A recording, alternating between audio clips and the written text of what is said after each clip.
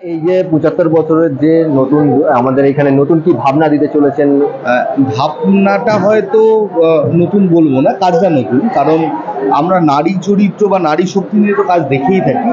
কাজের ধরনটা আলাদা এবং এটার মধ্যে একটা মানে এক শিল্পের নান্দনিক বার্তাটাই থাকবে, সেটাকে ধরেই কাজ। এবং এটা একটা এখানে প্রচুর কালচারাল ফর্ম, যেখানে নারী চরিত্রটাকে ফুটে তোলার চেষ্টা করব। এবং দুর্গার ক্ষেত্রে আমি এখানে একটা অন্যরকম দুর্গা করার চেষ্টা করছি, কারণ এটা একটা ওয়াল মিউরালের মতন।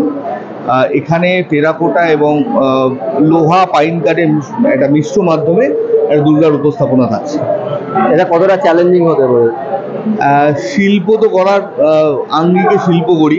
আমি আর্ট কলেজে পড়ার সময়ও কোনোদিন পুরস্কারের জন্য শিল্প করিনি, এবং আমার রেগুলার আর্ট প্র্যাকটিসের মধ্যেই থাকা আমার মানে আমার কাজটাই শিল্প করা, এবং সেই জায়গা থেকেই আমার কাজ করা।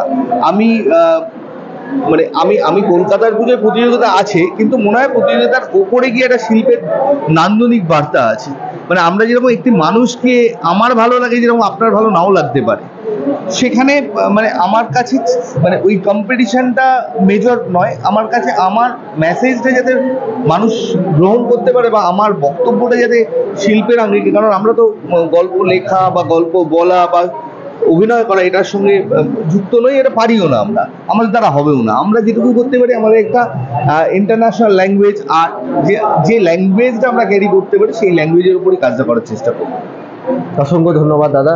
৭৫ বছরের পুজো, এই যে আস্তে আস্তে যে এগিয়ে আসা, এই পুজোর ব্যাপারে যদি আমাদের কিছু দর্শকদের বলেন। এটা আমাদের ৭৫ বছরের পুজো, বুঝতেই পারছেন অনেক হার্ডেলস পার করে আমরা এই ৭৫-এ পৌঁছেছি। আমরা গর্ববোধ করছি যে আমরা ৭৫ পর্যন্ত পৌঁছতে পেরেছি, কারণ আমাদের ক্ষমতা খুব সীমিত। খুব অল্প বাজেটে আমরা যেভাবে কলকাতার বুকে আমাদের জায়গাটা করে নিতে পেরেছি, তার জন্য আমি আমাদের সকল শুভানুদ্দায়ী যারা আমাদেরকে সহযোগিতা করেন, কিংবা আমাদের যারা মহিলা সদস্য যারা আছেন, তাদের সকলের জন্যই কিন্তু আজকে আমরা এই জায়গায় পৌঁছেছি। এমন একটা সময় গেছে যে আমরা নিজেরাই পুজোর কাজ করতাম, আমাদের থিম শিল্পী, আমাদের মধ্যে থেকেই মা দুর্গা আমাদের এখানে তৈরি হতো, আমাদেরই পাড়ার ছেলে সেই ডিজাইন করে দিতেন, সব কিছু আমাদের কাজও করতেন আমাদের পাড়ার ছেলেরা।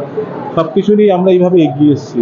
হয়তো ৩-৪ বছর ধরে আমরা হয়তো কিছু শিল্পীর হাতে দিচ্ছি, তার আগে আমরা নিজেরাই করতাম। তো এই যে ৭৫-এ পৌঁছাতে পেরেছি, এটা আমাদের একটা আলাদা আনন্দ। এবার আমাদের স্বরূপদা আছেন, স্বরূপ নন্দী আমাদের এবার পুজোর উপস্থাপনা করবে। শিল্পী হিসাবে স্বরূপদার অনেক সুনাম আছে, আশা করছি এখানেও আমরা সেই সুনাম বজায় রাখতে পারবো। দর্শকরা যে এখানে আসবেন, তারা কিভাবে আসবেন যদি একটু রুট ম্যাপটা যদি বলেন। যদি বাস মুখে হয়, বাসে যদি আসেন, তাহলে যে কোনো দিক থেকে এসে বাঘাযতীন স্টপেজে নামবেন, নেমেই একদম বাদিকে যে স্টেশন রোড ঢুকবো, স্টেশন রোড থেকেই আমাদের লাইটিং এবং গেট থাকেন, এবং মেন বাঘাযতীন মোড় থেকে আমাদের ১.৫ থেকে ২ মিনিটের হাঁটা পথ। এসেই আমাদের ক্লাবের মঞ্চ পাবে, ওখানে দেখতে পাবে আমাদের।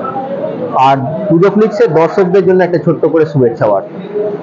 অবশ্যই, ব্যাপারে তো কোনো সন্দেহই নেই। আমরা যখন শুভেচ্ছা বার্তা পাই, সুতরাং আমরা তো শুভেচ্ছা বার্তা অবশ্যই জানাবো। আর বিশেষত পুজো ফিক্সের জন্য তো আমাদের শুভেচ্ছা বার্তা থাকবেই, কারণ যেভাবে সারা বছর যেভাবে পুজো ফিক্স আমাদের বিভিন্ন ক্লাবের যে পুজোর উপস্থাপনাগুলো তুলে ধরে, তার জন্য তো আমরা নিজের ধন্য মনে করি যে তা নাহলে আপনারা না হলে আমাদের এই প্রচারই হতো না।